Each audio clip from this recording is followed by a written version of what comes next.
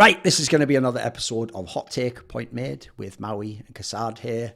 So I want to see actually for this one, because what's funny is I will actually reference. I know we don't normally do this because someone was saying like you should have a thing where you check back if they were right or not. It's like first of all, like some of them are like predictions mad far in the future. I don't think we can even like pinpoint exactly when that all is. But I will say so far, what's actually hilarious, even though it's pure coincidence, obviously, is that stupid ass one that Maui did at the beginning of the last one, Kassad, about how like the air quality in Katowice was what was making. Because if you don't know, here's what's ridiculous. As a meme at the beginning, because the air quality was good, he was like, he's going to do well. And it's not a joke. Like, they were playing bad teams, but in the first few series they did. And it's not a joke. The one series where he did play like shit was the day when actually like the air quality just went down. It's actually true, isn't it, Mo? That was like the one day when he had the series that was like a bit sauce where he had like the 30 frags or whatever, you know. Like, yeah, you can look at the history on the Air Quality Index website itself now. Yeah, this it's a complete correlation, or correlation doesn't imply causation, but this one is true. It's true. It was just too on the nose in like the fact that we did just talk about that last one, and obviously it's supposed to be the most silly of all the hot takes, isn't it? Like obviously it was tongue in cheek on it. So okay, who's Kassad? You have to start us off for this one. I feel like what's your first hot take? Yeah, come on. All right, I'm gonna go with a lighter one. Basically, OG is the first big organization that's gonna drop CS:GO division. Ooh, just entirely. Ooh. Entirely.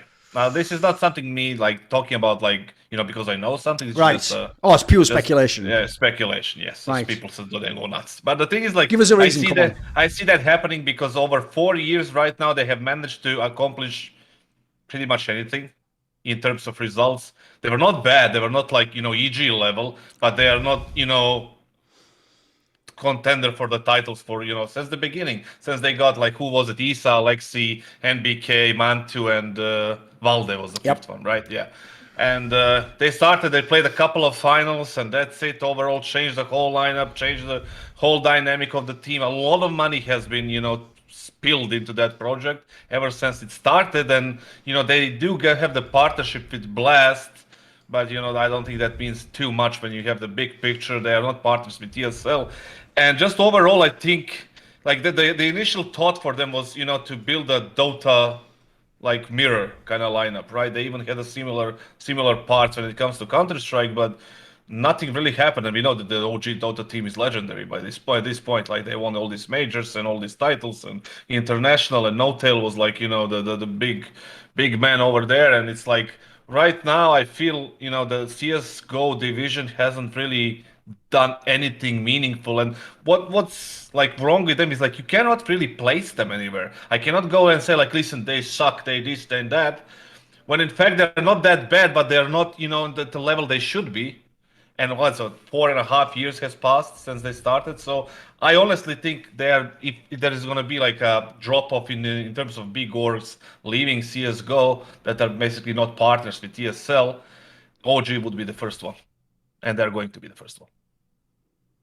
One thing that's really telling about the aspirations of OG as an org is that on every single person's jersey or jacket or whatever, they show the 2 Aegises from winning the Immortal. Okay. I never noticed that. Okay. Or on their jackets. It's not. I don't think it's on the CS:GO player's jersey necessarily, but it shows that what this org is aspiring to and values is winning world championships. And in Dota, obviously, they accomplished that. They got those 2 TI wins. But in the CS:GO landscape, the closest thing they ever got was basically like second place at, I want to say like Flashpoint 2, when they played an online event. That you can't really point to they were doing well in some of the Blast groups, but obviously that's not really the tournament. That's a qualifier for the real tournament. So for OG to not have any true success yet, I could see that. Although I do just think that when orgs are trying to make a name for themselves in the esports space, I think you'll have to look at 3 games and what you're accomplishing in those, and those are generally speaking, well, maybe 4 now, but it's I'd say it was always for the longest time Dota, League, and CS:GO. And so if you want to just show that for optics reasons, I think that it is important for them to stay. So I'm gonna say, you're saying the first team that's gonna drop out, big org, big org, yeah. So I guess I'd have to come back to that entirely because yeah, it could be. I mean, it could be possible because the fact that it's just a Blast partnership and not the ESL one on top of that means that their success is pretty limited. And for example, if they didn't keep qualifying over and over again for the spring finals, fall finals, spring finals, like they did that like 3 times in a row, I think, then this org would have pretty much nothing to show for in CS:GO as it is, and they do just kind of seem. But the thing is that I think that they're actually kind of a budget team. Like you don't look at any of these names, and you're not thinking this guy's making 25K plus a month or anything like that. So I think that the maintenance cost is. Well, okay. Maybe there'll be more info to come on that. Keep going. Yeah, so maybe there is like one person or two, but I would hope for their sake they're not, because I think that this team shouldn't have the highest upkeep, and so that's why I think it would stay personally.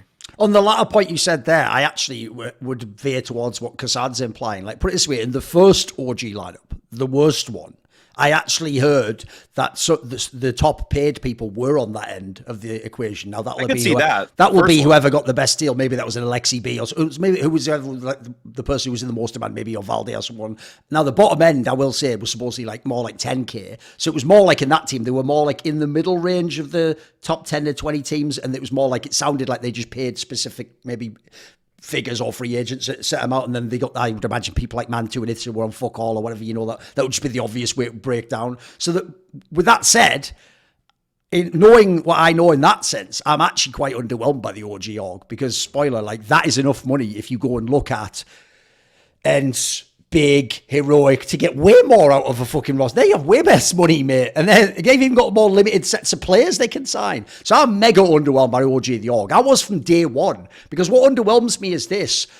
It's like what you said, Maui. What's the one thing everyone wouldn't shut the fuck up about for the first 2 years? Like, oh, Dota, no-till. Like, they obviously know nothing about CSGO. No-Tail can fuck off to play shit Dota 2 with a dog shit turn rate. The joke is the turn rate in Dota 2 is almost less obnoxious than the turn rate of this team around from being average to good. You fucking cunt. It's 4 years now. You've accomplished nothing. But there's a logical reason why. Because was No-Tail a genius of building Dota rosters? No. What he did was this. It was like a startup in Dota because they made the org, remember, the players. So what you do in a startup, if you don't know, is the reason you can get off the ground without loads of money is because you yourself essentially work for yourself, the startup, and give yourself a discount by going, I'll work for almost nothing because I get the equity at the end and it's worth it. So the joke is they never could probably have even started OG at the beginning if they'd have had to get like the top salaries that maybe a No-Tail could have negotiated for himself. But what he did instead, like every great startup is, you go, right, I'm like a tech guy, so I'll be like the CTO, and then this guy's the finance guy, and we all agree to take less at the beginning. And then what I'm saying essentially is you can get it off the ground for way less. When they came into CSGO, there's no one that applied in that sense. Like I said, I even heard maybe for the big names, they actually had to pay them. So what's mental is you look at what they did in CSGO, and if you take away the Dota thing, they're just a bang average org. They never really accomplished anything. And the worst part for me is this, is in Dota, they also were able, actually, aside from the big names, because at least people like No-Tail know the players and they have the eye test of being Dota top players themselves and veterans, they were able to get, if you remember, the players that won those TIs weren't the fucking biggest names. They weren't even close. They didn't have Sumail and Arteezy and Miracle. They didn't have any of the people who were like Simple, Zeruni. What they did instead was they found these like mega ridiculous diamonds in the rough. Like if you know that player, Anna, dude, he was like a semi-bust before. He was like a good player who just like, does he have the mental for it? Like, will he ever do it? And then you saw that one TI, he just like went supernova. And that's like insane, not just scouting, but sort of intuition for like, maybe I give this guy one last chance or something. You know, it's like that Thompson guy, if people don't know, wasn't even a pro player. They just found him and brought him in. Like, you haven't got any of those abilities in CSGO, so you can't do it. Like, spoiler, Flames isn't that player. I've watched him play for like 3 years now. People make it sound like he's wonderful, man. He just came last month. Like, he'd been playing for years. Issa never should ever have been in this team more than like 3 months. Mantu's all right. You know what I mean? Like, the biggest problem I have with OG is this. They have no feel for talent. And the joke is, at the end, when they did get some talent, was when the IGL was gone. Like, this team whiffed so hard. When you had your best IGL, Alexi B, you gave him averages. That's why I made that video. If you actually look at his lineups, it's mental what he was accomplishing. Like, the joke is he had 0 top 20 players and he would go to the final of tournaments. Like, what? That's not even possible. And then now you get them all these talents. Does everyone remember this last major where OG managed the amazing feat of getting eliminated? And all I'm telling you is go look at the stats of their players. Dexter's like 1.2 something. Next one's like 1. It's like I've never seen a team get eliminated and everyone frag out like relative to their position. That just tells me this team is just ass. Like the concept doesn't work. So in my opinion, the dumbest part is I think this team, if you could put LXEB back in, might even do something. It might be like an interesting project. But you just look at these years. It's like this is what they've done the whole time.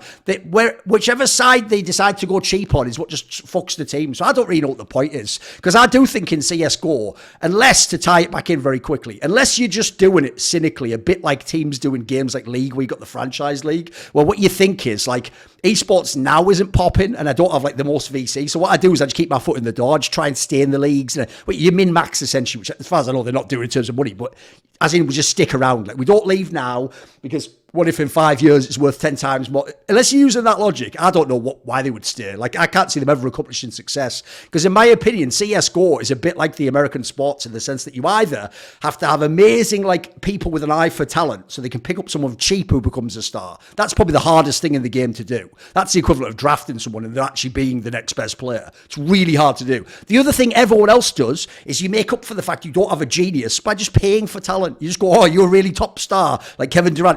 How much do you want? Have I got enough money? I've got that player. That's like a guaranteed way to get a star. They've done neither.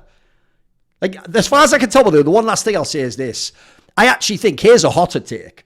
I think OG already would essentially be not out of the game, but irrelevant if they hadn't have been so lucky that for some mad reason, Dexter just didn't want to go to loads of better teams, as far as I can tell. Like, the story is, like, if you listen to some of the names I was hearing and he was implying, like, these are way better than that. For some weird reason, he chose OG, which makes me also think maybe they just paid him the most or something. Like, if he didn't choose to go to that team, what would they have, guys? You know what I mean? They would just be fucking irrelevant. Like, they'd just be, in these tournaments you talk about, they go out the group stage, they wouldn't qualify for big ESLs, and so far they still haven't done anything to major. So yeah, I just find them a very underwhelming org. So I could see them staying if it was just some weird thing like it's waiting out as long as possible. But I don't know what the point would be. Like if what you're saying, Mau, is correct, if they really do think they're going to win championships, then they probably should leave. It's not going to happen in CSGO.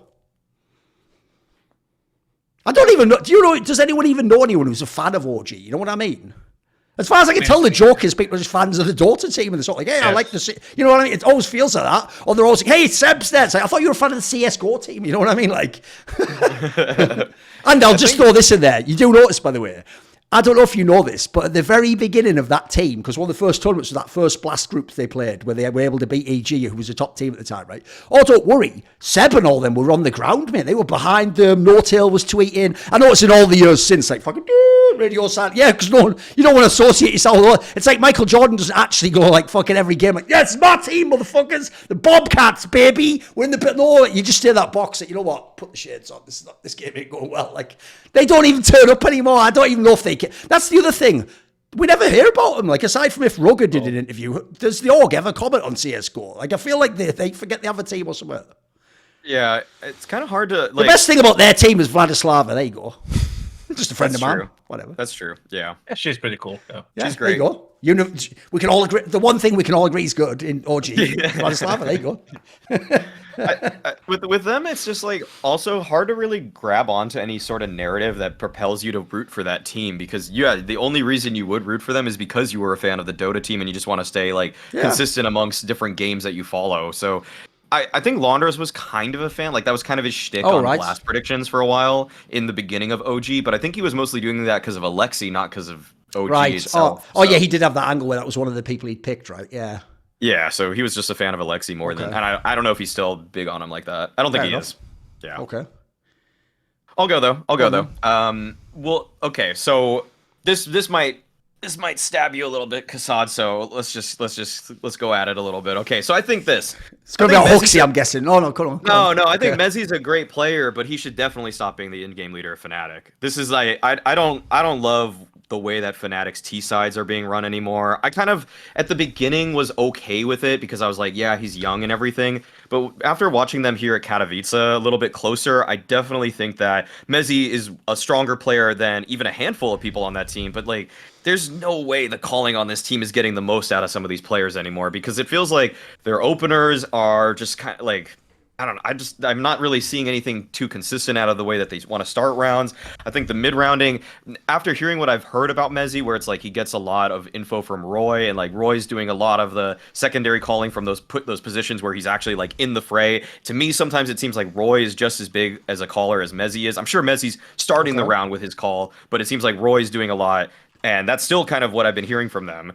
And so what I would do with this team is I would just get Shuhei for Fasher. I would get that Fasher guy. To me, has no value on this team. I think he really underperformed at Katowice, and personally, I didn't really ever understand his role on the roster. And so if you put Shuhei in as the in-game leader, you move mezii to like a lurker closer type player, this team would be a lot better in my eyes. Okay. First of all, I think mezii is the best player in Fnatic. Not like, just better than few. And I do agree. I don't know why you think they'll stab me. I do. That's music to my ears. Okay. Right? All right. Because Well, I thought you were backing mezii no matter what on anything. No, I'm backing him on the IGL spot simply because he had to do it, and in that project he took over the role, right? I don't think he actually, is like, waking up to the thought is like, oh fuck yeah, I'm the IGL. I think he would, relinquish that if he get a perfect opportunity. And you're talking about the Gamer Legion kid, right? Yes. Shui or whatever the pronunciation is. Shuhei. He told us Shuhei whatever. before. Yeah. Well, yeah, I'm just gonna call him Shui. Whatever. The thing is, I don't think he's bad at all. We've seen Kerrigan speaking, highly about him as well. And I don't know if he has enough experience, but for example, somebody like Alexi would be a decent option there in a way. Him getting into a spot where he's more free to do whatever he wants instead of like, thinking about other calls, other stuff, other freeze time calls and everything, like tactically, talking. I think that would be good for him. I think he could be thriving in that spot. And also when you talk about their T side and the openers and everything, I feel like it's 50% of that is going to the coaching staff. The thing is, like, at least in my teams, when it came to openers and like these opening moves for individual players, it was me finding them at least 85% of them, creating whatever wanna call it. But it also goes to a lot of this responsibility should go to a coach and coaching staff when it comes to the strategical aspect, the openers, the calls, the tactics, the strategies, whatever you want to do, close-ups, doesn't really matter. Like, it should go under the jurisdiction of the coaching staff, especially the head coach, that he can later delegate to other people if he has them.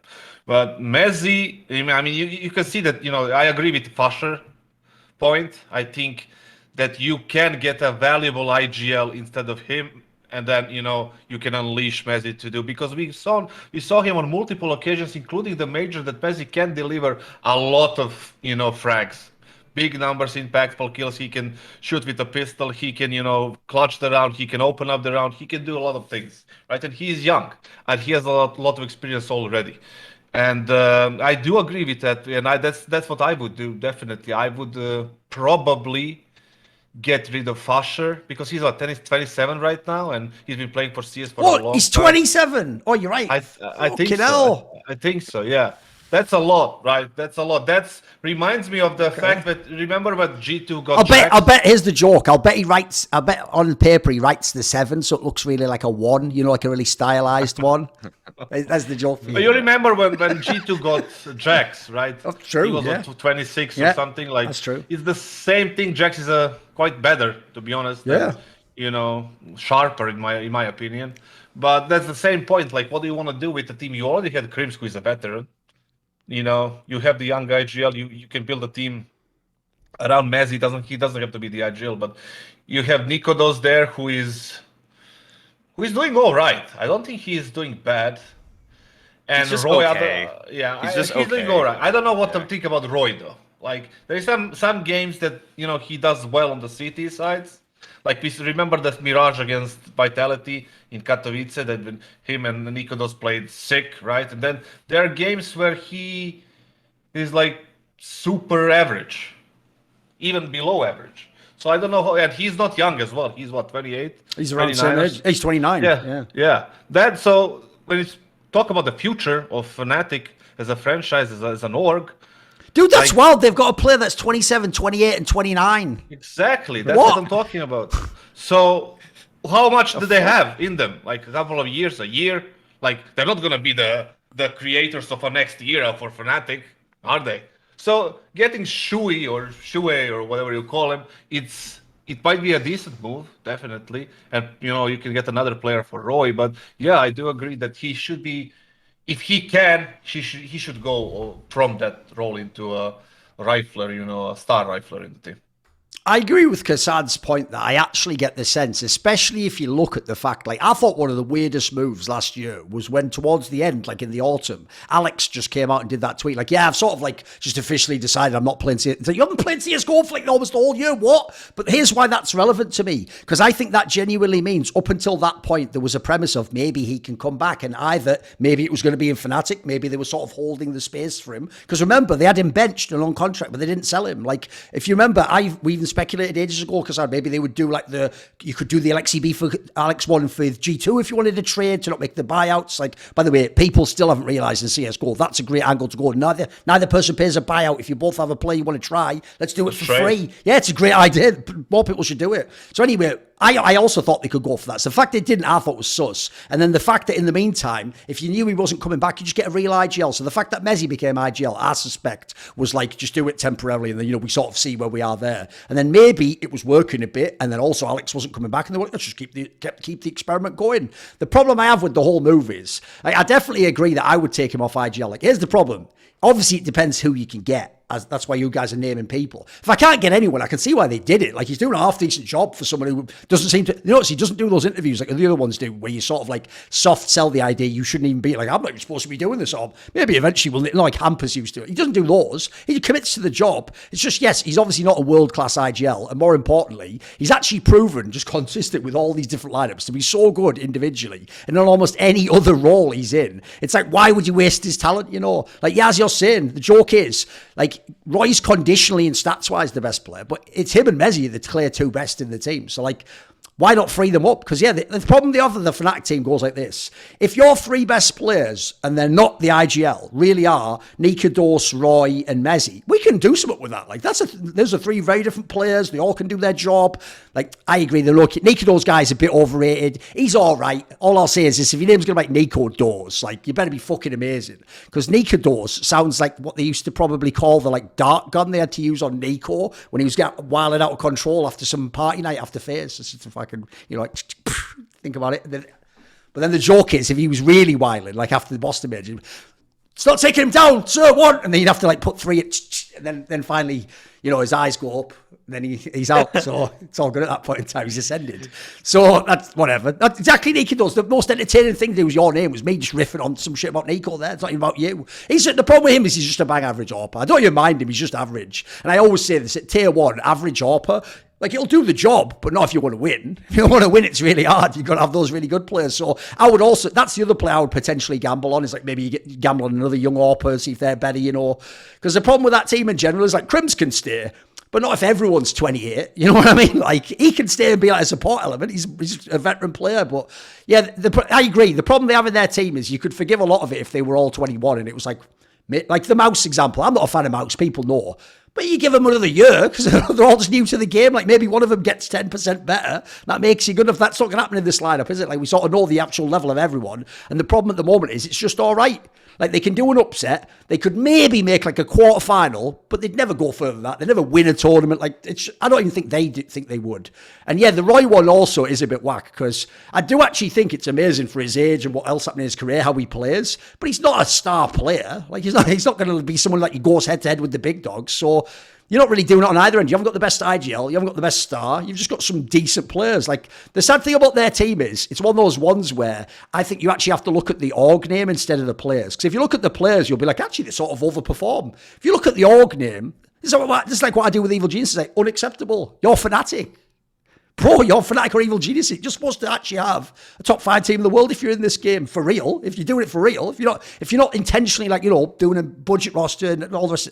As far as I know, it's not what they're doing. So yeah, I would try something in that team anyway. Because I've actually just got to the point, like I say, where I just feel like I could predict exactly the range they'll finish in every tournament, and I'd only maybe be one match off each time. I feel like they'll never shock me and go to a final. I don't think it can ever happen. I don't think it's even on the cards. Right?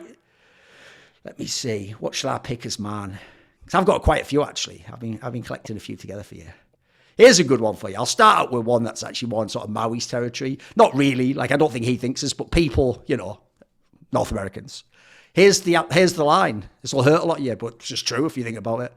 The E-League Boston major final isn't even a top 2 major final unless you're American and you just care about Americans winning. That's the only context I can think of it as. First of all, it's actually not even that good a third map.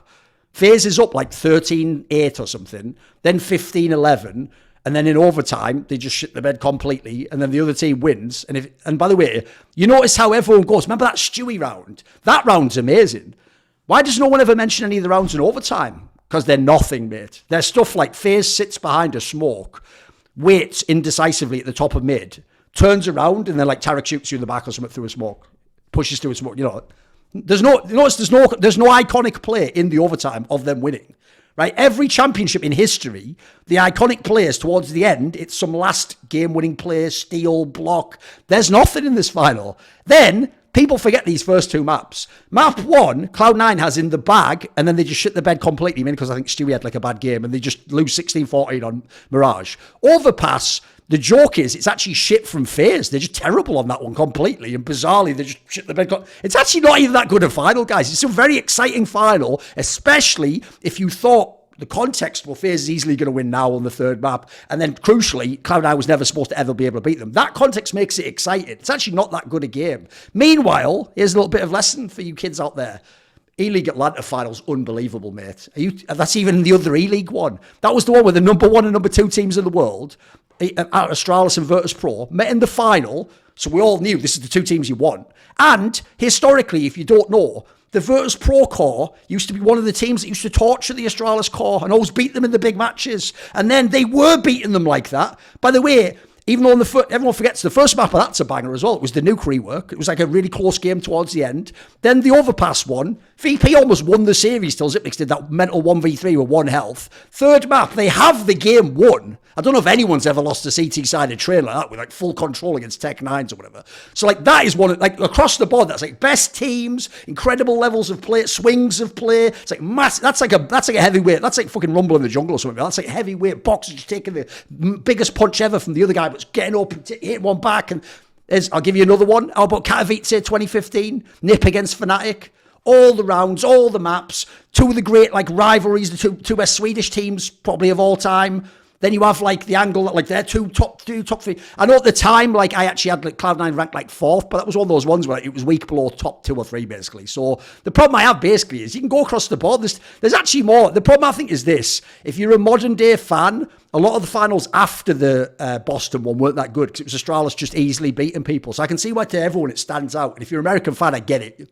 It's your favourite final. Let's put it that way. It's your favourite. But I actually don't think it's the best, mate. It was like a good final. And I agree, it was very exciting on the third because no one could predict that. But I think it doesn't really hold up. If you were trying to make like classics, like what are the order of the best matches ever? I don't think it's as high as people think. What are your thoughts? Oh, the thing is, like, I would honestly put the VP Astralis as number 1. That's my number 1.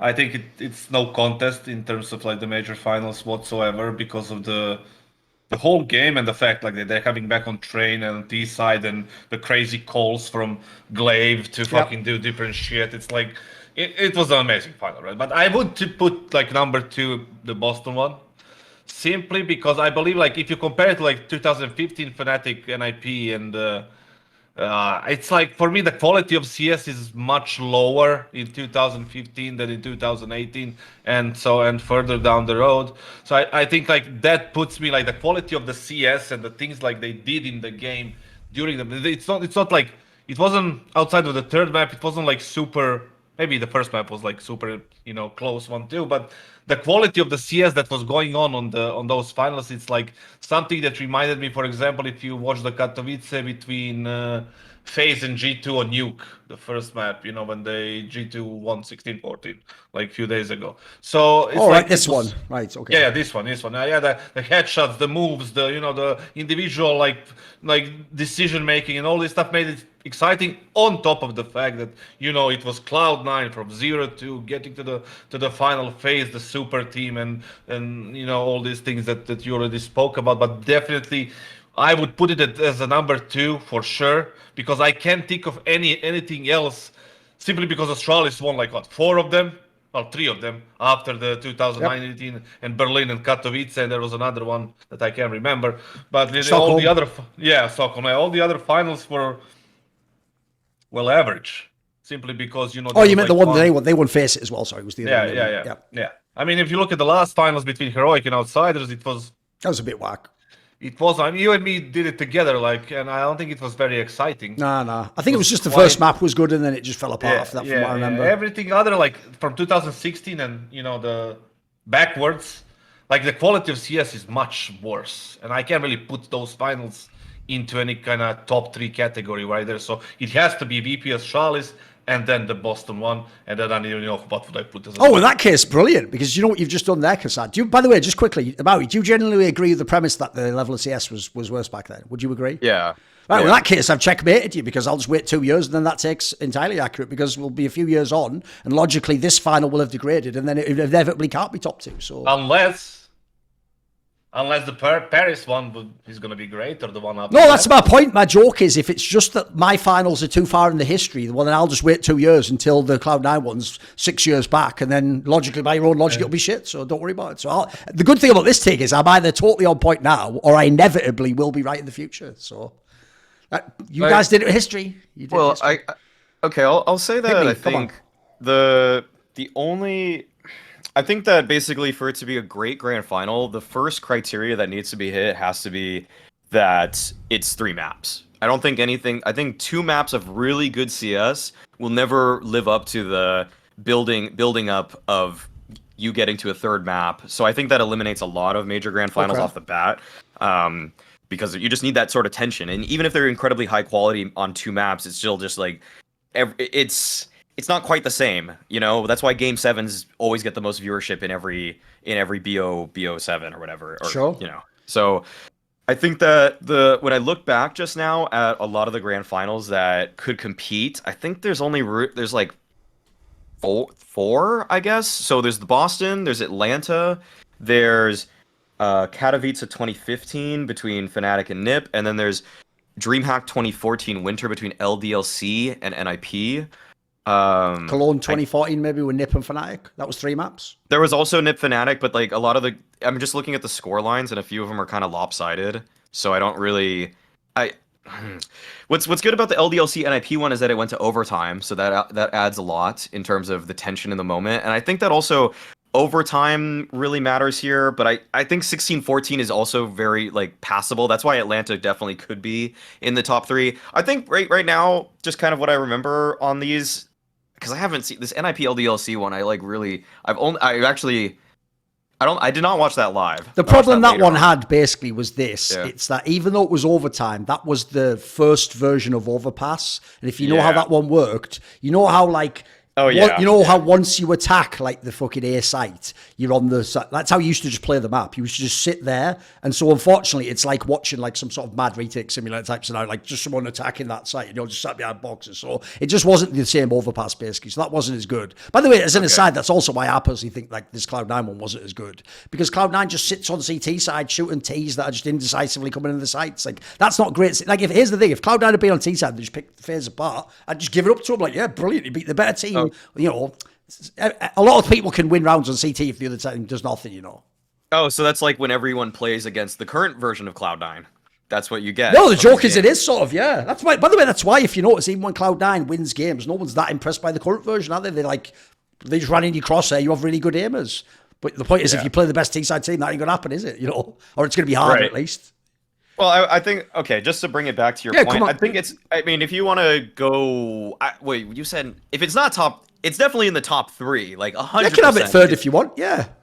I would say top two for sure. I remember the Astralis VP one super vividly. The train calls were so good.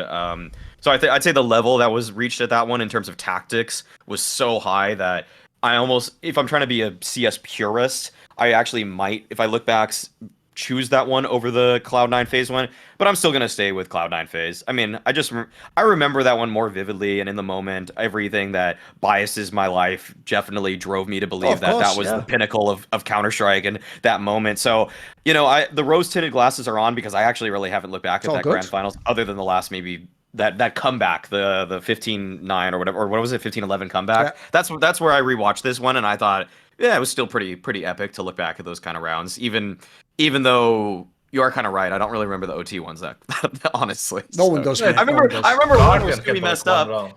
I remember one. Guardian had a 1v2 he won. Yeah, that's right. That wasn't over. But the joke is that's on FaZe's side. So yeah, keep going, Maui. Well, yeah. So I think that moment was probably one of the more memorable ones. It was. So, yeah. That was a good one. And you know the other thing that's sad? This is actually mental.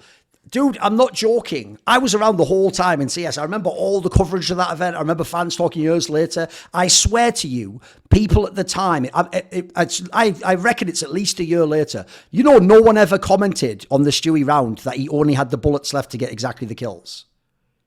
A lot of people don't know that to this day. Do you know that? He only had 3 bullets left in the AWP. He hadn't reloaded, and he had to get each one. So even that last one on the bomb planter, if he whiffs, it's over. A lot of people don't even know that. Like, the joke is that play, by the way, is absolutely amazing. Like, it saved a major being lost, and it was impossible play. That should 100% be a graffiti. I actually did a video about this. But that's what's mad. That actually was, that was before overtime. It was the last regulation round. But the thing about that one is, that is an iconic play, and the joke is, somehow that even missed everyone because of the overtime session. Everyone forgets that, like I didn't even remember that piece of context until someone brought it up another time. You ever checked the bullets? I was like, what do you mean? It's like, holy shit, you're right. He doesn't even have any bullets in the gun. Like, that actually makes it super epic. But the joke is, at the time, that wasn't even the thing. No one on the cast noticed it. No one in replay noticed it. I know it's mental, but they didn't. It's so weird, isn't it? And I agree with you, by the way. As bad as it sounds, here's the problem. You can definitely have, like the most entertaining match could certainly be a 2-0. You can have some incredible ones. But I agree. In theory, if you wanted, like, the tension to be the most, obviously, the reason it needs a third map is so that you start of it with both teams knowing they can win or lose. The problem, even if it's an amazing map, like the best example would be that Na'Vi G2 one where the amazing nuke game happened. Look, it was amazing, but the problem is, if Na'Vi didn't win, it still went to a third map. So you know what I mean? So the problem is, for G2, the tension was insane. It wasn't the same tension for Na'Vi, though, was it? Like, I even think that's part of why they fucked around when they were like down 12-15, they were like coming back. It's like, you try anything there, you're not actually out of the tournament yet, yeah. Like, to actually make it the best, you probably do need a third map. I'm with you on that one. If you want to set all the, because we're talking about, like, not just best in pure CS, it's like everything, storyline, teams, CS, it's like, we're trying to do the whole factor here, yeah. I'm with you.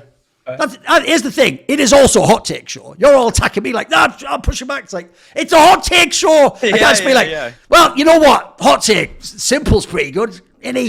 Yeah. Win again. One for me. That's the point, though. True. That's the point. True. Come on, kassad. What's your next one? This one is directed to Cloud9.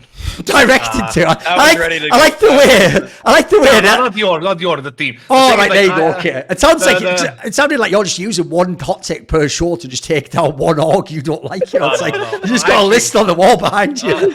I got nothing against Cloud9. Oh, fair enough. Okay. They're fine in my books. But the thing is, like, I don't think Buster is making past the second major of the year, and that's very optimistic. Like, I'm being very mild here. I think after what I saw on the games in Katowice and like the way they play and the positioning they have and all the shit that happened to them, I think it's a clear, obviously we all said it before, it was a mistake to get Buster. Okay, if you want to get Inters, if you're going to get Inters out, that's fine. But getting Buster on his position was an absolute mistake. Like 100%.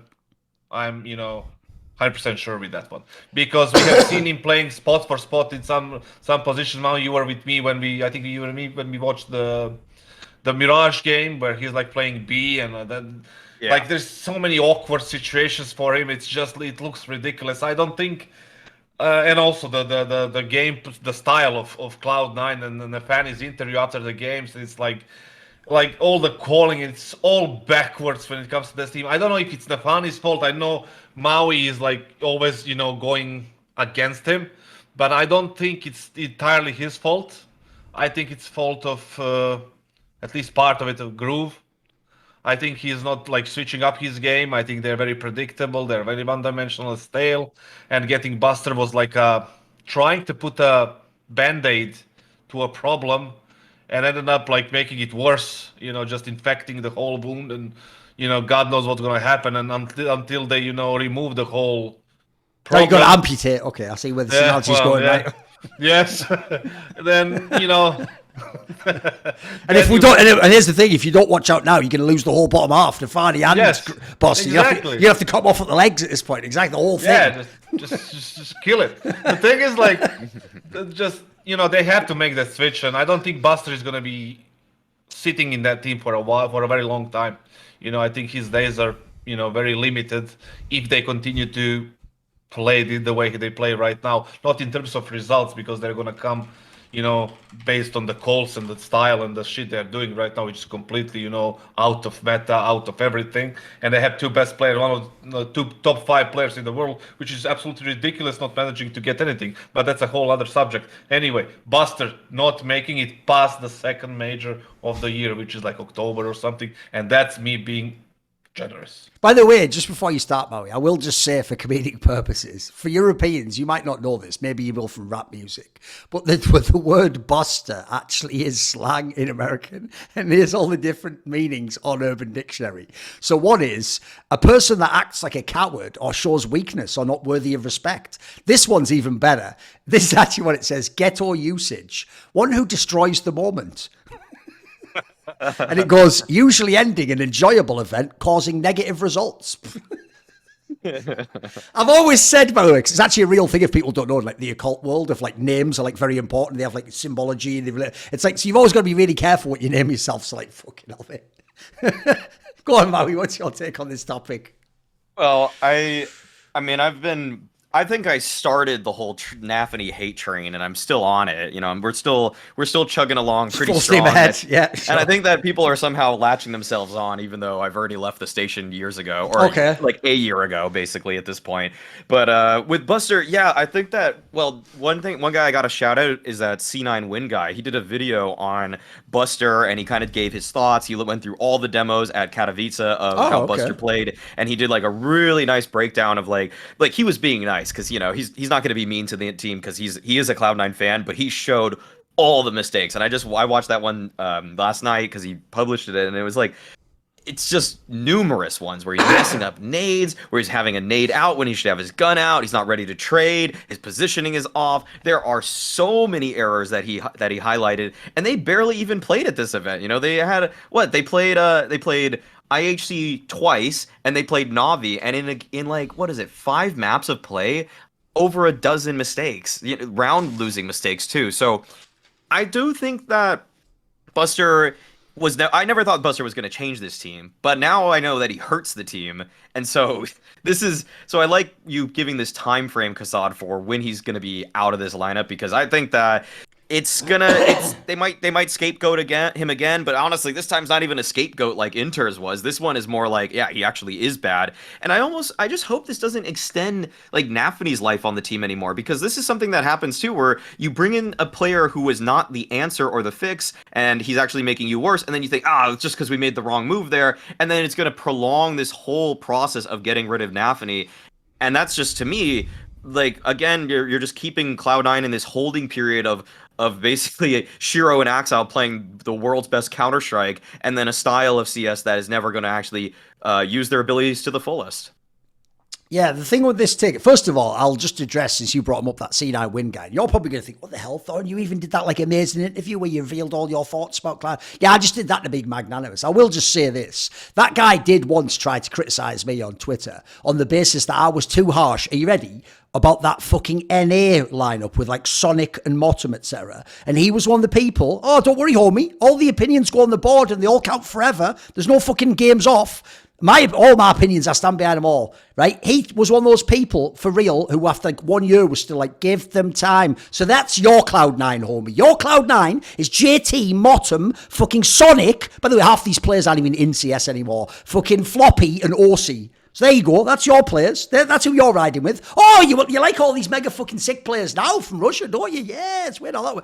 Shut the fuck up. By the way, the whole NA scene should be embarrassed about that one. I told you the day they joined Cloud9 it would never do anything, that lineup. But you're all so fucked in the head. You thought this was some like fucking Disney feel-good movie and they were going to fly in Ducks, fucking Mighty Ducks fly in V their way to a championship. Like, you don't just sit there and go, but if we just, like, there's a reason the best teams in the world chop and change and make the harsh move when you have to. And I tell you what, when there's a guy you came up with that was a friend of yours, but he's not good, you cut him. It's what you have to do. I always say you can be friends outside the event. In fact, you know what? How about you go win the major, get all that money, and fucking treat him to dinner. Shut the fuck up, you idiot. It's not a fucking friendship club. It's a game, innit? So I'll just put that out there generally, because that's just, because as you're saying, he is like the avatar of Cloud9 fans in that sense. It's like, if you settle for that on the basis they're in here, the joke is I'd way rather have some like difficult to deal with Russians who aren't anywhere in North America, but might win.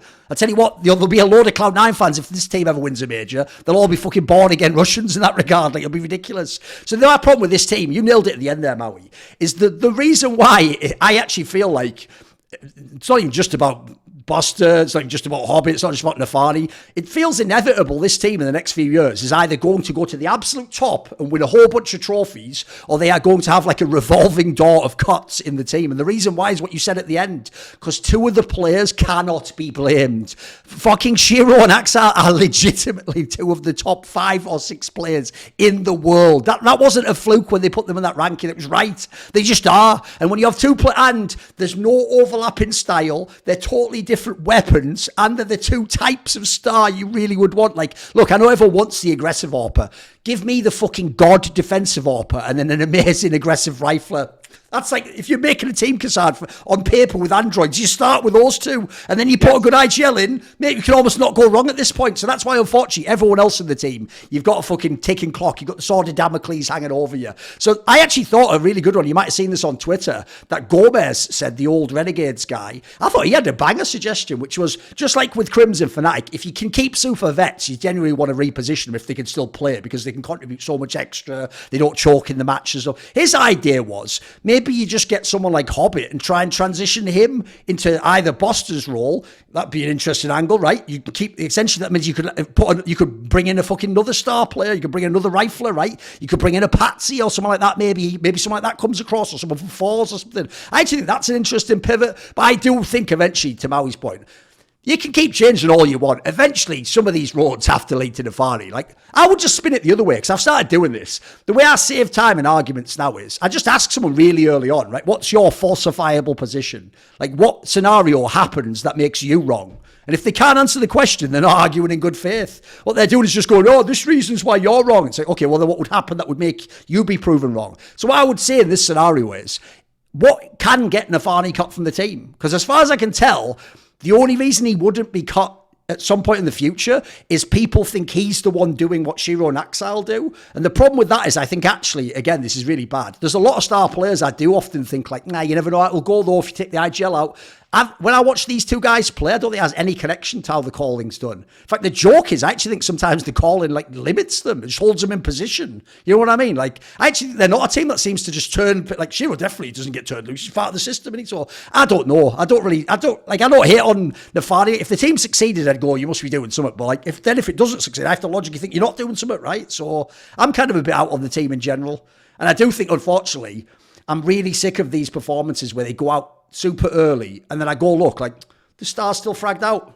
What is that? Because I can get, like, put it this way, maybe it's one of my takes in a minute. I won't let anyone talk shit on Carrigan at this event. Like, go look at his fucking stars numbers. What is he supposed to do? He was never crushing everyone anyway. He never had simple. You know what I mean? But Nafani, the joke is Nafani low-key does have, like, simple light and fucking Nico light on the same team, and then he can't even get past like the first round. You know what I mean? That's outrageous, isn't it? Just looking at rating on this event, it's mental, isn't it? Exile has a better rating than NAF, and syrsoN has a better rating than Simple. Like, how did you not win a game at the main event of It's wild, isn't it? It's wild. I'm telling you, I honestly think it's 70-30. The blame goes to coach, and I mean, coach certainly can be included as well. Yeah, if you think how long they've had these problems. Let's go back. If you go back in 2021 and 2020, every single interview they did, post game, post win, it's all about yes, I want to like say thank you to our coach and an analyst. True. Because they're the ones who made the game plan. They're the Yeah. ones who organized everything. They're the ones who did everything. And now, what happens now? Did that change? Did they not make game plans anymore? Are they not creating threats anymore? Who is it? Is it Nafani only? And fuck you, Gru, fuck you, whoever is there. It's like it's all him. I don't think so. I think it's the coaching staff not taking responsibility there.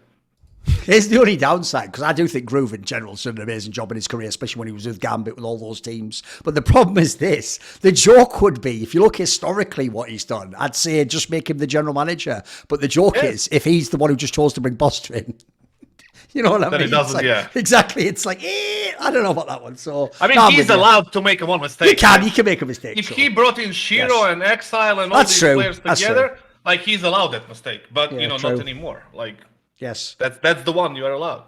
It almost feels like the way they got Buster was through interviews and not actually looking at his last year of play. Because I'm sure with being the vet that he is, he said all the right things. But you look at the fact, I mean, we brought it up last show. It's just that his numbers were literally worse than Inter's, and he was already playing his positions on a team that wasn't having that much worse success. So there was no reason he shouldn't have been performing better. No, by the way, I know what you mean, because this is like the problem. It's why obviously you don't, in like an interview, you wouldn't, for example, tell someone in like a big interview, like exactly what you were looking for. You keep it quite vague so that they have to like present themselves. The joke is, it sounds like in the interview, he was like, obviously he knows everyone, like Inter's had the most defined roles of like anyone in CIS region. So the joke is, you can imagine Buster, like, the thing about me is I've always thought I don't take a lot of resources. I'm more the guy who's giving resources, and then I kind of like, it's a bit weird. A lot of people, don't tell anyone this, it's a bit embarrassing, but I sort of like to be the last left on a site sometimes when the rotation goes off. I know most people prefer to be the one rotating, but I like to be the one that allows the like, you know what I mean? It just sounds like he just said everything they want and they were like, this is amazing. I don't mind jumping B on B holes all the time and just holding the flash. I don't mind it. I actually prefer it. Like, exactly. And then they're like, it's exactly the guy, get it. Wait, can you sign today? Can you start tomorrow? It's like, give me a break. This guy's played you. He's actually played. I hope at the front, at least he was like, and I tell you what, this will sound really weird, but I don't want like a long contract. I just want a lot of upfront signing bonus. You know what I mean? Because the joke is, even he must know he wasn't going to be good coming in. Because that's the worst part, isn't it? The fact he wasn't even playing CS. Like, what? And by the way, I'll tell you the bullet that has been dodged. Do you remember last year, the rumor was maybe it would be Na'Vi who would sign Buster? Yeah. Mate, Navi's already got enough problems. Imagine they'd signed him. And also, can you even imagine Simple? Bro, what I actually do low-key love about Simple, even though I think professionally it's trash, just as a stupid fan, I think it's hilarious that he would just be like openly just going like, those rounds of some Die Young wouldn't even make an egregious mistake, he just would die. And then Simple was dead already. And Simple would just say in Russian like, why the fuck do I have to play with this guy? And it's like, we're going to see you on camera, bro. Like, at least do that. So, like in the NFL where they like hide the strap. Like, he doesn't even, like, you can just see, you can just read his lips like, oh, why'd I have to play with this trash? Anyway, go team, I can't. Drop him low. I know, yeah, exactly, yeah. Like, I love also at the end of last Wild, year when they knew SDY was already going to get kicked from the team and Simple kept going in. Oh, it was mental, SDY when he was sitting next to him, it was like the worst I teammate know. to have, but also, and SDY just like doesn't even move or like, he's just dissociating that entire time for sure. No, He's the just worst looking thing, right at his screen. I actually think the dirtiest thing they did there was exactly that. They did the move where everyone knows you cut and you're getting kicked, and then they don't give you any rope at the end. And the joke is, you just look so shit at the end, they can't be criticised at all for the kick. They're like, what do you know? It's just total trash, isn't it? It's like, you made me look like that. Like the joke is, in this scenario, it's like if you were in those old like trench warfare, and in this scenario, Navi's like, right, over the top guys, and then as SDY goes up, they just like pull back the others, like, wait a second, and he just goes over on his own into no man's like, help, what? That's like how they did this guy at the end. Like, he was never that great a player, but come on, guys, fucking try. So okay, I'll spin to one now. Let's see. Right. Let's see if I've got one that's edgy enough for you. Okay. I could take it. No, I'm trying to see how spicy I want to go with this one. Sure. All right, here we go. I've got one for you, because what's good about this one is it's right in the Thorin wheelhouse. It's not only disagreeing with the past take that was on this show that you all agreed with, but worse than that, it also potentially crushes the dreams of a young man who hasn't had all the chances in the world to prove himself, which is right in my wheelhouse. It's a sort of special superpower I have. So even though y'all be loving Frozen, I've been watching more and more of his actual POVs, trying to like, because here's the problem I have with Frozen, is I actually did think like, wow, what a prospect when he was in the Carragher mouse spots, because he was like 16 years old, if people don't know. Like I actually thought he's one of the best 16-year-olds you probably ever had. Like he didn't have to play a super duper star role, but the amount of games he would like overperform and he'd have a good game or he'd be in the mix. Obviously he was in a bunch of semis and finals. Like this is all really good stuff early on, right? I think he's capped out, mate. The last couple of years, like he doesn't get that much better. And here's the problem I have.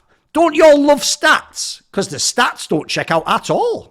At all. Shall I give you a stat for you? Here's some trivia for you, right? So in the last year, 2022, there were 4 lands that Maus went to where this guy was able to get more than 0.7 kills per round. 4. Of those 4, one was a tournament in Dubai, one was ESL Challenger Rotterdam. And most of those tournaments, you don't even play at 7 maps. At this tournament, by the way, you got 0.7 straight out. And they were playing OG, Call. You guys were telling me this guy's better. Your take, Maui, is he's better than Rops. Well, that's insane. Oh, you're muted, by the way. You're muted. You're muted. That was your take. Oh, sorry. That was in 2021 when he was playing when Rops. No, didn't you recently have one? Didn't you recently on a past episode say he is better than Rops or something? I think Rops right now. I've told Rops to his face. I think he's really freaking good now. I think Rops is insane now. Okay. Maybe I don't know when. Basically, I'll tell you. I'll summarize it like this. I'll say this one sentence here. Yeah. What I'll say is this: my problem with this is, like, he's not a bad player in any context. And obviously, in Maus, he probably is the best player. My problem is just this. After this many years, like, I don't think he's just going to do... Like, people keep thinking because of his age, he's going to keep just going up 5 to 10%. I think he's just going to be this player now. And the problem is, like, he could be, like, the 20th best player in the world. I could see that. But I don't think he's going to... Like, difference is, Rops can be a top 10 player. He could do it for many years. He could be like an equal one day. I don't think frozen has that trajectory, personally. So maybe I've confused the takes. And maybe you only meant in the past Maus he's better than him. Or maybe he's better now in Maus than Rops was in... Whatever. Some angle like that, right? In the 2021 Maus, I definitely thought Frozen was better than Maus. And I've said that before. All right, well, in that case, I just don't think this guy has the potential. That's my take. Okay. But he is only 19, so it's a pretty hot take. Yeah. No, I think he has the potential still. I think he still can get better for sure. I think that right now what's happening with this Maus team is that they probably... Well, I talked to them a little bit after they're lost and everything, and I think that they are... What is it? Jeez, I remember I was talking to JDC about the team and everything, but Okay, wait, actually, okay, I'll just refer to the point itself. Okay, so basically, I think that Frozen can get better still because he kind of moved once they got this 5-man lineup. They kind of shifted a couple of the different roles because Exertion is now kind of like their aggro rifler, and I think that for example, like Dexter for some reason took over the A rifler for Overpass, which I think is just a horrible idea because he's probably the worst rifler on the team. So I don't know why that's happening, but I think Frozen should just start getting basically every star rifle spot, and then I think that he'll have even more to give because right now with like I just think that this team is going to actually keep getting better also as a whole, and I think that when they do, he's going to end up showing more in the server also. I'm really trying to remember. Maybe Kassad take this. I was trying to remember what JDC told me about them, but it was kind of like why they didn't come into this so well. I love how tournament. Duncan, you put him on the spot, and he's like, he's good. pulling back. He's like, Yeah, I don't know. I'm just like, he's just leaving the scene. It's just like when it comes to Frozen, I think the biggest problem that he has, and I've been saying this back from the Renegades days, when we were like especially discussing him in our team, just like a general, comment. Like the guy is like 3 months on and then 3 months off. Right. Like during the 3 months on, he is this like jacked guy with like 2 machine guns that just you cannot get into the site. He's just, just killing everyone. And in the set, like when he's 3 months off, he's just a ghost. And you just go inside, like you go into the site, it's like you guys, you feel a draft? Like what is? It's just Frozen. I don't mind him. And you just plant the bomb, win the round, win the like whatever. Like that's his description, right, in terms of performance and form. Yeah. When he's on, he can be really fucking good. Okay. Like when he's off, I think any one of us can actually be on that spot and play. Like it's just very inconsistent. I don't know if it has to do with the teammates, because when you look at the other top stars, like that can perform even when their teammates are doing bad. being like everybody remembers Nico's performance and Zaiwu in the different scenarios and all these like big names. They can all deliver even when they're losing. The teams are losing and their teammates are poor, right?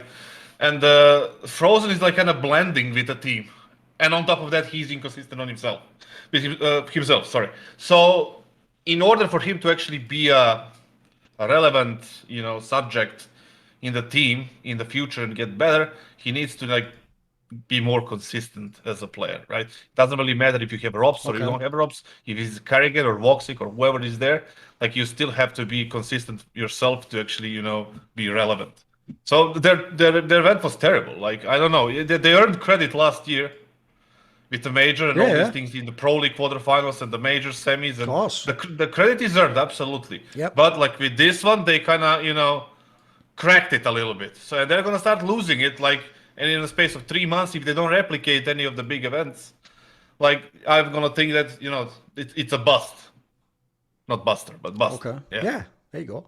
I like the way he's set it up there as well. It's like if you go in when he's hot on his streak, he's got the machine guns. Basically, when he goes in and it's working, he's frozen like Mr. Freeze from Batman, where it was Arnold. But then the other time you go in, it's frozen like, do you want to build a snowman? That's a mad reference that I would even put in a CSGO talk show. Where if you know, you know. I've actually told this story before, so I won't go into it. The only reason I even know that song, by the way, is because one time when I was doing a long haul flight back to Europe from Korea when I used to live there, right? It was one of those mad flights where someone just, I can't even believe they do this still, just puts their like kid on a flight and then they don't even go on the flight with them. So they just put on this flight like some like fucking like 7-year-old Korean girl just next to me who had like, the waitress like keeps checking in or whatever, the hostess just checks in on like every 10 minutes or whatever. And all she did, because she was like literally like Frozen backpack, Frozen gear, like a Frozen toy, Elsa toy, like she just watched Frozen like 10 times in a row, just like back to back. And at the end, she would even just get out the theater like, Frozen again? Yeah, she's just booting up again. Like, and so the joke is just through like, like eventually like in your peripheral vision that I've like seen the movie 7 times through the side of my eyes. It's like, didn't even choose it. I didn't even consent to watch Frozen. But that's like I was in a camp or something. Like, please stop showing me Frozen in the side of my eye. Like Clockwork Orange. That's mad, isn't it? I know. That's actually because the problem with that is even if you just showed it once, like, but not 7 times. Like even I just want to go, really again, please. So anyway, yeah, that's Frozen the player. I would still say, in context of a lot of teams, that Frozen has more value than Rops in a lot of teams, because I'd say like the way that Rops plays, he's incredible at his role. You mean he's maybe more versatile then? Yes, okay. I think he's more versatile. Okay. Like Rops just kind of does the slow. He does the slow lurky stuff all the time. He does the anchor stuff a lot of the time. I think he's like for FaZe, he's the perfect player for them, and I think that in a lot of teams you would want Rops, but it's kind of like. It's almost like getting a star rifler that satisfies Frozen roles is sometimes just as hard, and that's why I still do value Frozen incredibly highly. Like I'm not saying like immediately that Rops is just way better than Frozen, but I think that Rops has, it's kind of like Rops is to like Shiro right now to me, where it's kind of like, dude, I want to just see him do a little bit more sometimes. Okay. I want to see him get more involved in the action, go a little bit faster, because it's like. When I watch Rops still to this day, it's almost like, does he understand that his team is actually like in the bomb site already? Does he understand that he's let? Remember that round where he basically like was walking in apps as they were retaking B, and then he says actually like, oh, the calm was that they were probably saving or something, like as if the calm is not. He was still walking when his teammates were dying in B. Like I look back at it and I was like, you are shameless. Like I don't. If anybody dies on the bomb site in a post plant and you're still walking in apartments, it's like you literally have the most tunnel vision of any player, and that happened as recently as like 3 months ago. So okay, sometimes those things. I can live with those things. Like, if my player is giving me so much impact in, like, most of the rounds, like, some of the rounds that he will fuck up, I can live with that.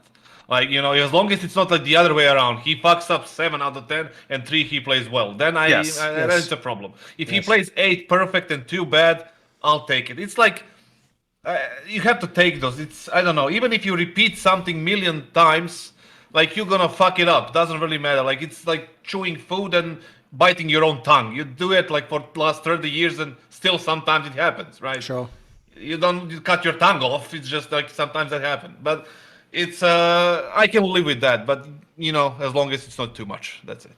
No, I'm with you. Yeah, I guess like the mini hot take here is in that HLTV award show, they gave mezii the highlight of the year for that thing that happened in That's the last spring ridiculous. groups. That was mental. Instead of Rops at Kato, Yeah. that Rops play at Kato was it's mental. unbelievable. Was It was like one of the game-winning. best pieces of rifle work, switching to the Deagle, like in such a high pressure moment. And Super big round, yeah. yeah, That's nuts. That was a bad one, yeah. No, that's So, also, yeah. to Kassad's point, that's also why, even though I agree, like, basically it's almost inarguable, that was selfish play that you'll talk about in that round, Maui. The reason why you sort of don't complain about those ones is because he does also win you the unwinnable rounds too. Yes. And if you win enough of those, you sort of, I know it's fucked up, but you do. So it's why, sadly, that's what makes coaching so hard as well, is that with the normal players, there really are these rules. And if you step beyond these bounds, I'm sorry, like, you get in trouble. But that guy over there, he is we have to treat him a bit special because he ain't like you guys. He can just do the things we can't do, Yeah, some things you just need to accept. Like, you're playing as a coach, for example, you play against a team that has Simple. I'm not going to counter Simple. I'm going to let him, he's going to have his frags, he's going to have his 1v3s. Like, same going, like, in basketball, the LeBron or Jordan or Bryant, they're going to have those points. Like, what can you do around it? That's the real question. Like, yeah. So, yeah. Yes. hey, Who's next? I have a hot take for a different topic. Is that syrsoN leaving big in the long term will help them, because the way that this whole move happened. So syrsoN, just to me, in the last 2 years or so, or basically as soon as LAN play started again, syrsoN, would be in and out, and actually even during the online era, he'd be kind of in and out of actually going to their boot camps. He'd be not necessarily, like, he'd be pretty shaky on LAN, you would say. And I gave him a pass for a while, but I think that syrsoN, to me, just, he reads so much like these kind of like kids that I used to play with when I was coming up in the scene, where it's like they're really, really skilled, but they're also super emo. And it just seems like that's just been syrsoN to this day. Like, he's just constantly like he wears his emotions too obviously. And even though he's like, literally a stone-faced person, he'll always just kind of act like nothing's going wrong. But I imagine that with Big on the inside, he probably was like one of the guys that would just sort of no calm or just be hard to deal with. And this is not even with insider information or anything like that. It's just kind of like looking at what's going on with him all the time. Like, the not showing up to the boot camp stuff is so ridiculous to me when they have those facilities and you're in the same country, like, it wouldn't have been that hard to ever do that. And so what I think happens to Big when they're playing with a guy like that is that, yes, you have to just almost accept the fact that he's just super skilled, and you're going to let him kind of walk over you in terms of treatment and what you can actually tell him in terms of, like, here's something we can do new as a strategy, here's something new, we want to do this, we want to try that. And then I imagine that he'd have some pushback, because I noticed that with syrsoN, some of the plays that he was making on, like, Mirage, for example, were like the same plays I've seen him make for 3 years. And I hugely doubt that Gabi and Tabson didn't go to syrsoN and say, hey, we want to try new stuff with you. We want to put you in new positions. And he kind of was like, I probably don't like to do that, And that's probably why he was inconsistent too, because he just kept going to his same plays over and over again. And this is, again, so much speculation, but it's like when you have like a young player like Hyped, who they're bringing as an opper, Hyped is nowhere near as skilled as syrsoN, but I imagine he's much more malleable, moldable, that they're going to be able to coach him a lot better, and that because of that, in the long run, Hyped will increase his skill over time, and then Big can at least come together more as a team, and in terms of their philosophy, bring new things to the table, and it'll energize everybody in a way that it's like 7 steps back, but eventually you could take 8 steps forward, although the trajectory is quite long. The problem that I have with the 7 steps back is, like, even if you get 7 steps forward, you're still going to be in the same position where you're today. So if you take 8 steps forward, then you're just going to be 1 step ahead than you were today. So for me, that's a no. But the thing is, like, if I can agree with your take, if only syrsoN, we know that syrsoN was a psychological burden to the team so much that they couldn't play like that anymore. So he's gonna leave, and they're just gonna be freed in their minds and whatever, right? They're gonna be feeling better. There's not gonna be tension. There is not gonna be conflict. There is not gonna be anything, right? Then yes, they will be better, no matter the off. But if that's not the case, and he just benched himself for whatever the reason is, they don't have enough firepower even close to any of the bigger names. Not even the big names, just bigger names, if they stick to the German lineup. So if they brought this kid like hype, yes, okay, that's cool. I don't know who he is. He's from the academy team. Haven't seen him play. Can he? If he was any good in terms of like tier 1 good, we will already know about him, and he would already be there, considering the issues they had with syrsoN and the bootcamp. For me, that is absolutely unacceptable, unless it's a medical issue or something. And even if it's a medical issue, I just get another offer and, I don't deal with that shit. Like, this is like Duncan said, this is not a friendship clubhouse, whatever, it's a fucking, business. It's work. We want to win titles. The money is involved. I don't have to pamper your ass every time and think about your emotions every single morning when I wake up. Are you going to come to the practice emo? Are you going to come to the practice, in a good mood? That's another burden for me. I don't need that shit. And what does that mean? That you're going to be like emo on the match day if you wake up on the wrong foot? And all this practice that we had, like it's down the bin just because you woke up with a bad mood. I don't need that. Like, you can go fix yourself any way you like it. I'm going to offer you help in the beginning. If I don't see that you are doing anything to help yourself, I don't want you in my team. I'll take the 7 steps back, 3 steps, whatever. I'll get a lesser offer, but I don't have to worry about that shit anymore. I'll have to worry about making the new guy better. And that's what I can do. But I can do is like be your therapist, be your mother, be your, like fucking wizard that I can just magically solve your problems. I can't. You have to solve it yourself. But we don't know what's the whole thing behind syrsoN. Maybe we will do in sometimes. Why wasn't he on the boot camps? What happened there? Why is he inconsistent on the thing? But overall, if they stick to a German lineup and they are not, they were not like too, much burdened by his problems with like, team, then I don't see them being any better and even worse than what they are right now, and they're not doing so well. And if they go to an international lineup, now that can work. They certainly have enough money to acquire some of the decent players, and they have the Blast partnership, and they have a good organization with good facilities and like the structure in it. So if they go to international, I can see them being better, and this move making sense. If they go German, they will drop off. The problem with this whole thing about the big org is what kassad just said at the end there, as far as I know, is not really on the table. Because if you notice, you might have seen, if I ever do that thing, I've done it loads of times over the last 3 or 4 years, I always do a tweet where it's like, imagine what tabseN could have done in another team. And they all rush to go like, no, but look what he's doing for German Counter-Strike, but he just cares about putting his team on the map. Well, then the problem is, if you just at the end pivot and go, we're international, and then you have success, it's like, what was it all for? You know what I mean? Like, look, for me, I would have done it. So I think they're somewhat stuck to the idea they're going to be a German team. So if they're doing that, that's why I don't like this move personally. Even though, like I'm not against the idea. Like, here's the silly thing. Because in theory, they want to play tactical Counter-Strike. There's a world where actually a lesser AWPer could be better for them if it was just like the super stable AWPer. Because people might know this. This leads into one of my classic rants. I actually think the area that for newer fans of CSGO, that people like Ziwu and fucking Simple have ruined Counter-Strike for you, is the joke is the reason why Device was even called like the best AWPer, even when those guys were around, it's because that's the way he plays is the way an AWPer traditionally played, except normally the AWPer isn't even that mobile. You just stay at a site and you do a bunch of different normal spots and you hold this angle every time so the site mate knows you've always got that line of sight, and if he sees you there, he knows which flash to throw or where to back off and all. Like, the joke is normally the ops what should be the most boring, predictable guy, and what makes it predictable is that he hits these shots every time, and you can that way you can play around him. So you can do that with a lesser AWPer. My problem is syrsoN always was that style, more like the Henny style, where it's just like everything's like a super flick.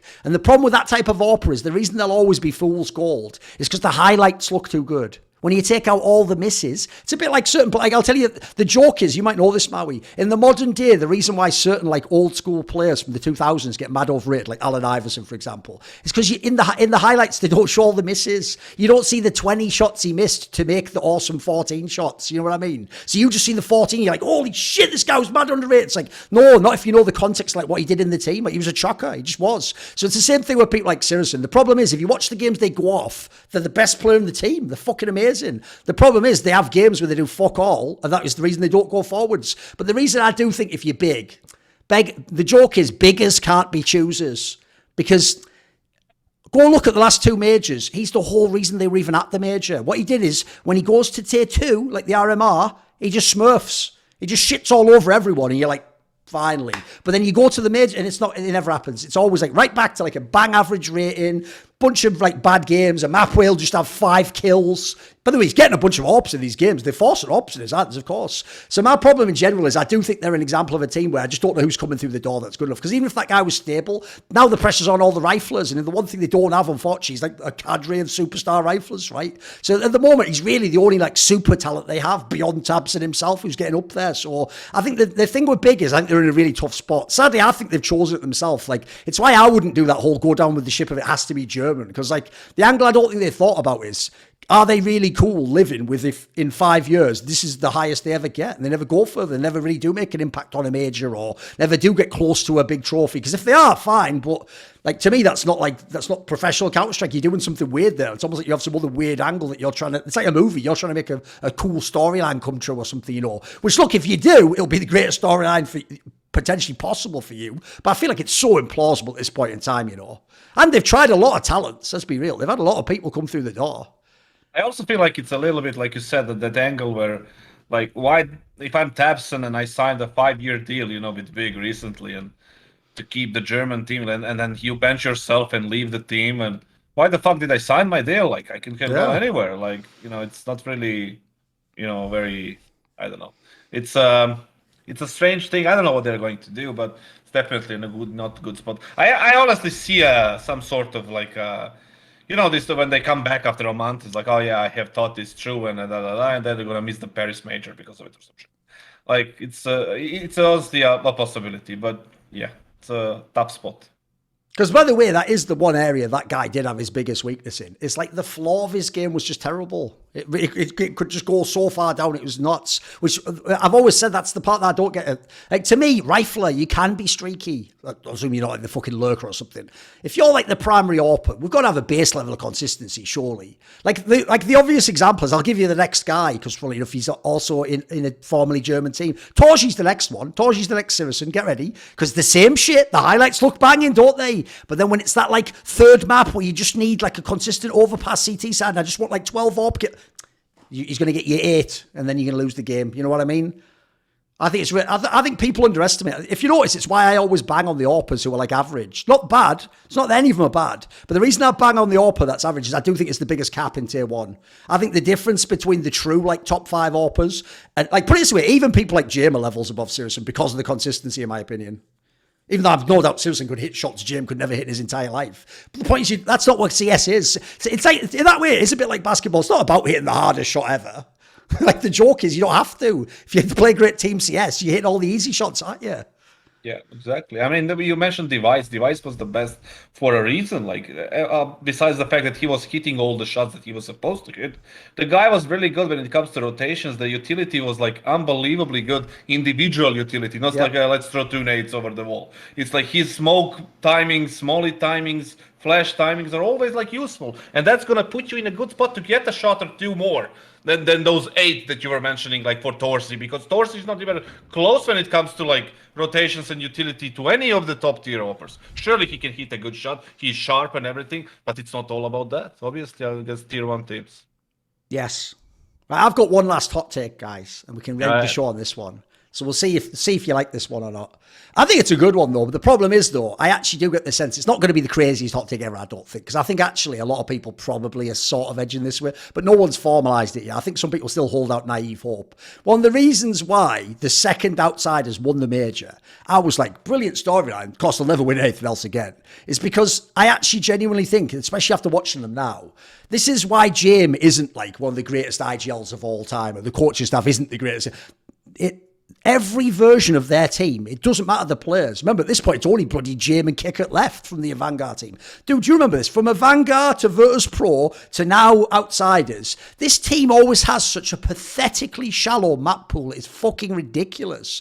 Like, they always, when they're winning these big series, you go on that page on HLTV with the maps that they made for, like, noob analysts to look like last 3 months. And every time you're like, this is ass. There's, like, one map that's like a 47%. They're picking the one with the 34%. And then they've got 50% on the 30. And you're like, what? So what you find with the team is this. First of all, one of the reasons why they're a joke is they're god awful at picking their own map. They always have a map they just force, like it was Inferno recently. They just force that every time against every opponent. And then the joke is they lose that, but then because of the mad style, they like steal the opponent's map. And you're like, you know, good teams just win their map and go on with your life. You know what I mean? That's how you win championships. So to me, the weird thing about the teams, I think James' style has actually allowed them to not understand, like they have to have a large map pool. I think what they do is they have a couple that they always just play, like Mirage and Dust 2 it used to be. Now it'll be like Inferno Mirage or whatever, Ancient at one point in time. They have like a couple that they like to play. The other team makes them play the others. And then it's just that their style's really fucked up. That means they can occasionally nick a win.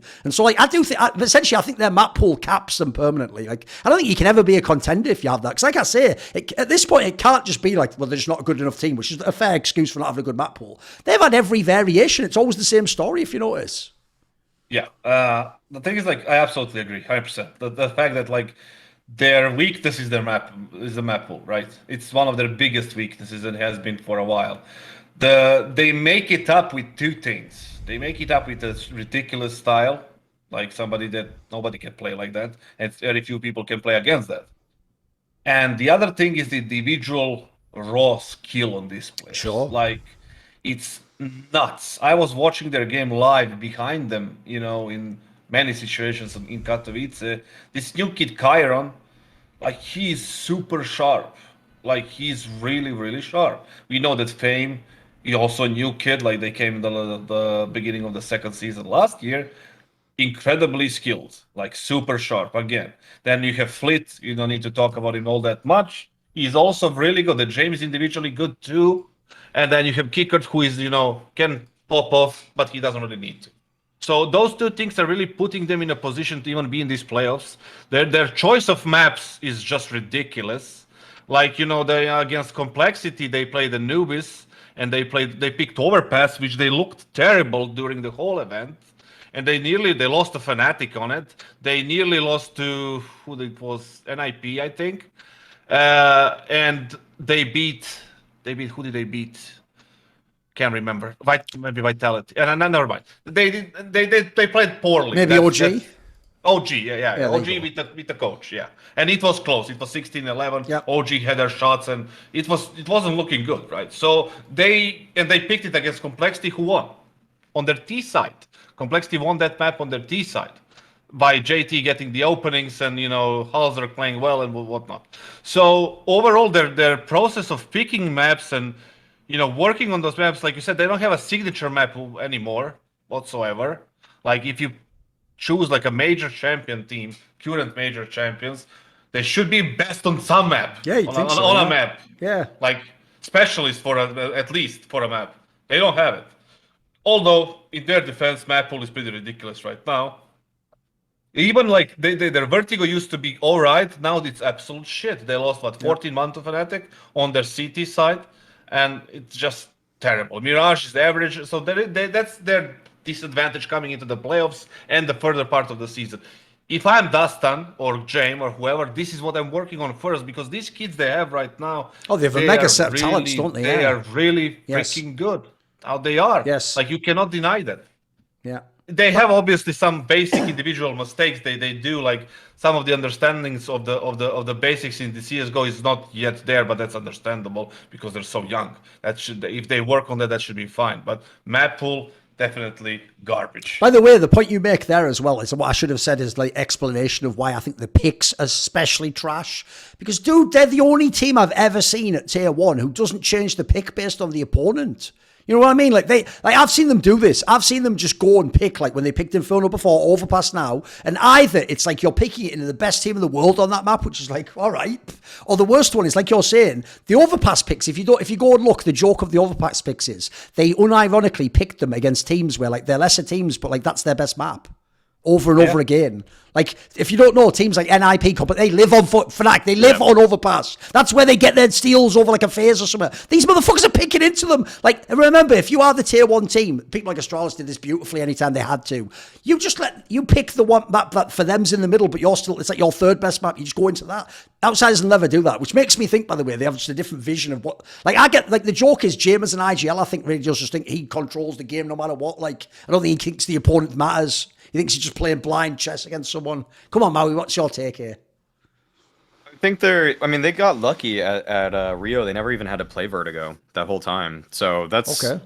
I mean, yeah, I think that they've kind of like, I think that when you have a really weird playstyle, it's kind of hard to always build out your map pool because you're basically having to innovate if you want to maintain your style on each map. So, like, they could have gone, they could just look at a team like, say, well, they don't play Nuke, but let's just use that as an example. Let's say they want to play Nuke and they just copy all of FaZe's strats. They copy all of Heroic strats.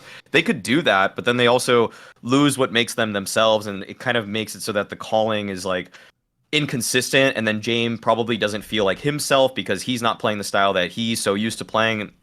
And so you almost, in a way, you're almost kind of hamstringing yourself because you have such a unique style, because unless you are willing to actually put that many hours in and innovate constantly in the same philosophy, then you're kind of gonna like hit a wall. And so I think Outsiders has kind of lived for a pretty long time with like, give them like 4.5 map pool. Like that's more or less where I think they are, because like Vertigo, I would say, well, they don't play Nuke, and they don't really some reason they just don't have to play Vertigo ever, and so I would say they already have a 5 map pool. And then By the way, it's something you've just hit on there that actually is funny though. This is how I know that style really does fuck with people's heads, because I will say part of the reason they sort of survive with the shallow map pool is because since you look at the win rate and they do look like, the people still pick the obvious map to them because they like, I think people go like, they're only 45%. It's like the joke is they only ever play those maps. Like no one ever does force them to like this 5th or 6th map like you're saying. It's weird, isn't it? Like if you look at all those vetoes, you're like, they never do get forced to it almost. And they only had to play Ancient once, like in the last however long also. Yeah, they really get away with just kind of having a shallow pool. I think that's why in playoffs coming up, so what, they're playing against Na'Vi. I think Na'Vi should be a team that should be able to punish them. Yeah. One thing that I guess is like another little hot take based off of kind of how I saw, it's kind of weird. It's kind of how I saw their strats look at the beginning of this event, is that I almost feel like this team might fall off because James just becomes a YouTuber or something. Like, I think, like, there's a chance to me that I'm not sure I mean, maybe getting Chiron up to speed was, like, the hardest thing for them, because I just feel like he looked a little more disconnected, and even Fame looked a little bit more disconnected at Katowice for me. And so there might be I think the post-championship hangover kind of, I don't know how they got over that, because in the opening games that I watched them play versus NIP, even like versus Fnatic, stuff like that, I'm pretty surprised that they actually made it to the playoffs personally. But I think I'm just gonna say this, they got really lucky in the last day, like playing against Rugga, against OG. I think OG definitely could have beat them if they had Flames, and I think that Complexity is, again, like, they're just a young team. They're just Complexity is just a young team, and they just shit their pants sometimes, and we've seen this now a few times. It was almost the perfect opponent in that sense for Outsiders, wasn't it, to catch the throw, Yeah, that's what I mean. Like, Complexity had this one. To me, I thought Complexity had this one in the bag if you're looking at like pure skill and like what they were doing in the server, but then they like somehow just fell off the face of the earth when it hit overtime on Anubis, and then when they played Inferno, they were ahead on that map, and they were going to their better side, which is T side. And they just some reason couldn't close some of those out. So I think Outsiders they're kind of becoming a weird team to me, because they seem to just like, they'll feast on you if you lose your nerve. By the way, I actually think the point kassad said's an interesting angle though, which is obviously they were more of like a set factor when they had the Norbert angle, because it was like, what does he even do with this team, If Chiron actually ends up being at all good, or even just like average at the pro level, this is actually even also one of the more skilled lineups in the entire fucking world. Like, that trio of people they've got pretty fucking banging. Again, no overlap. They can all coexist at the same time. But unfortunately, that makes me think that these other problems are even bigger, because when you do gimmicky things, that tends to be what you do when you're lacking something. You're trying to make up for something else by having like a weird angle. Your joke is, if you've got all that skill, sure, you can just play the other maps. Do you know what I mean? Like, you can play these. Like, why aren't you playing Ancient? You know what I mean? You got to pick something. It's a question for Dustin and James. Yes. Right? Like, and the whole people behind them. But I don't know if they're aware of it or not, because if they're not, then, that's a different topic. But if they are, they should probably, try to fix it, because it's not gonna, especially after Katowice, we saw what Fnatic did to them, on Vertigo. People are gonna catch up on that. Like, and the overpass is not looking good, so they barely beat Complexity. They beat OG because of the coach, and they lost to Fnatic. even though they were supposed to win that 16-12 because of some ridiculous rounds, but nonetheless they lost. So questions are there.